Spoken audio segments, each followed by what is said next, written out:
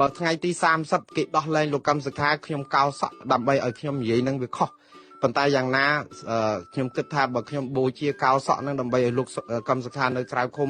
ទៅចោះខ្ញុំនឹងកោសក់ឲ្យធ្វើ show ទាំងក្បាលទាំងអោលនឹងចោះអត់អីទេបានតែនិយាយទេអាទង្វើវិញសូនតែម្ដងអញ្ចឹងបានពាក្យចាស់តែងតែពោលថាបើមិនអាចទេគុំផោមឲ្យឆ្កែអលោកមុងណារ៉េតណាបើតាំងខ្លួនឯងជាអ្នកវិភាគបញ្ហាសង្គមបញ្ហានយោបាយហ៊ាននិយាយជាសាធារណៈហើយសូមមានទំនួលខុសត្រូវទៅលើពាក្យសម្ដីរបស់ខ្លួនឯងផងបើនិយាយឲ្យធ្វើមិនបានទេគុំនិយាយនាំតែខ្មាស់ក្មេងចំនួនក្រោយដូចខ្ញុំជាដើមនេះកោកនិយាយយកលយណាធ្វើឯងយំនៅមហេបមហប់វាចមាត់ផងអីផងសត្វតាអាណិតលោកកឹមសុខាណាបើគេដោះលែងលោកកឹមសុខាណាខ្ញុំនឹងកោតងោតែម្ដងដល់ពេលឥឡូវគេដោះលែងលោកពូកឹមសុខាឲ្យមានសេរីភាពហើយលោកមួងណារ៉េតមិនត្រឹមតែមិនហ៊ានកោតងោតែប៉ុណ្ណោះទេប៉ុន្តែថែមទាំងនិយាយដោះសារមិនចេះចប់មិនចេះហើយទៀតមិនដឹងថាកូនប្រុសម៉ាក់អីទេគ្មានទំនួលខុសត្រូវទៅលើពាក្យសម្ដីរបស់ខ្លួនឯងខ្ញុំជាមនុស្សស្រីឯណាប៉ុន្តែខ្ញុំនឹងមិននិយាយនៅអ្វីដែលខ្ញុំធ្វើមិនបាននោះទេអញ្ចឹងឲ្យលោកពូមួងណារ៉េតឯងនឹងថ្ងៃក្រោយប្រយ័ត្នប្រយែងទៅលើពាក្យសម្ដីរបស់ខ្លួនឯងផង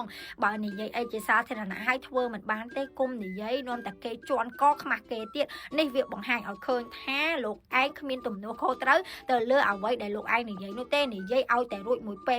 តែប៉ុណ្ណោះ